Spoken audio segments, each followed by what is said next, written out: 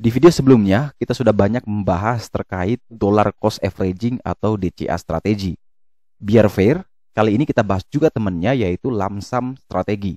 Kita akan membahas mendalam apa itu metode investasi dengan lump sum, keuntungan kekurangannya seperti apa dibandingkan DCA, dan kapan lump sum dapat dipakai secara efektif. Jadi, arti kata lump sum adalah sejumlah uang yang dibayarkan secara sekaligus. Dalam konteks investasi, lump sum merupakan salah satu strategi berinvestasi yang terlebih dahulu mengumpulkan dana, kemudian dana tersebut sekaligus diinvestasikan dalam bentuk suatu produk investasi di suatu waktu. Dengan kata lain, lump sum kita membeli secara sekaligus, sedangkan DCA dengan cara mencicil. Nah, saya coba menggambarkan dalam sebuah ilustrasi singkat. Sebut saja si Julius memiliki pekerjaan sebagai seorang karyawan swasta dan juga memiliki bisnis dropship.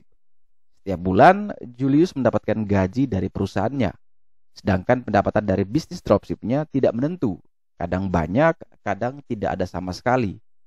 Singkatnya, Julius ingin memiliki tabungan investasi sebesar 100 juta di saham. Namun saat ini, tabungan yang dimiliki di rekening bank hanyalah 10 juta.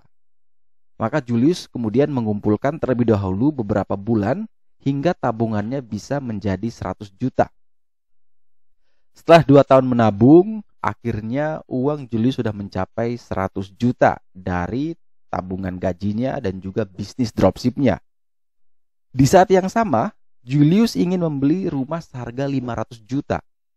Maka Julius memutuskan untuk berinvestasi di instrumen yang memiliki imbal hasil yang tinggi. Dari banyak pilihan, Julius akhirnya memilih saham sebagai instrumen investasinya. Julius memutuskan untuk membeli saham milik idolanya yaitu Opa Warren Buffett, yakni Berkshire Hathaway. Oh ya, sedikit informasi, kamu juga bisa loh seperti Julius membeli saham Berkshire Hathaway.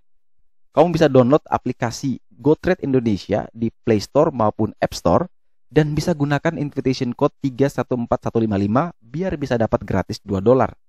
Investasi mulai dari Rp15.000 saja, kamu bisa jadi pemilik saham-saham global terkenal seperti Julius. Nah lanjut, karena Julius sudah menganalisa menggunakan bantuan dari fitur GoTrade Indonesia seperti candlestick, analyst ratings, price target, expected return, risk benchmark, dan juga company earnings, maka Julius membeli saham berkode BRKB dengan uang 100 jutanya secara sekaligus. Julius percaya berdasarkan expected return, dalam jangka panjang, sahamnya dapat memberikan imbal hasil yang tinggi dan bisa mencapai target untuk membeli rumah. Nah, ilustrasi singkat ini bisa kita ambil poin pentingnya, yaitu membeli saham secara sekaligus di instrumen yang sudah kita analisa dengan baik. Dan ini sangat berbeda sekali ya dengan DCA. Nah, setelah belajar apa itu lump sum, pertanyaan selanjutnya pasti adalah apa sih keuntungannya dan apa kekurangannya? Dari ilustrasi singkat itu sudah jelas sih untuk kita simpulkan. Misalnya, dengan menggunakan lump sum, modal yang dipunya jauh lebih besar. Jadi ketika saham naik 10% saja, Julius sudah bisa untung hingga 10 juta loh. Tapi ini bisa jadi kelemahan juga. Pertama, tidak semua orang punya duit sebanyak itu. Dan kedua, kalau ternyata turun 10%, Julius juga bisa rugi 10 juta. Nah berarti, kapan lump sum dapat dipakai secara efektif?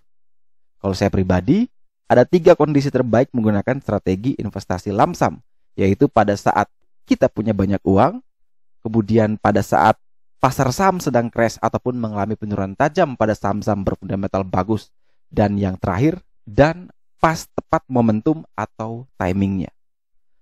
Kalau 3 kondisi ini tercapai, maka keuntungan yang didapatkan akan terasa dibandingkan menggunakan DCA strategi. Tapi jika salah timingnya, maka bisa membuat kerugian jauh lebih besar. Jadi kalau kita bandingkan dengan DCA, lump sum high risk high return, kalau DCA low risk high return. Kenapa? Karena ketika saham turun, orang yang menggunakan DCA masih ada dana untuk kembali average down. Sedangkan mereka yang menggunakan lump sum hanya berharap saja agar sahamnya bisa segera naik. Jadi, kamu lebih cocok yang mana? Diskusi di kolom komentar ya. Oh iya, untuk informasi saja, GoTrade Indonesia tadi sudah didukung oleh Valbury Asia Futures yang mana sudah terdaftar dan di bawah pengawasan Bapepti serta sudah terdaftar dan di bawah pengawasan Kominfo. Sebelum berakhir, yang bisa kita simpulkan adalah apapun strategi investasinya, selalu yang disebutkan adalah soal disiplin dan konsisten. Baik DCA yang rutin membeli saham ataupun lamsam yang rutin menabung terlebih dahulu sebelum membeli saham secara sekaligus, dua-duanya tetap membutuhkan kedisiplinan dan konsistensi dalam menabung. Semoga video kali ini bisa menambah informasi dan see you on the next video. Semoga membantu.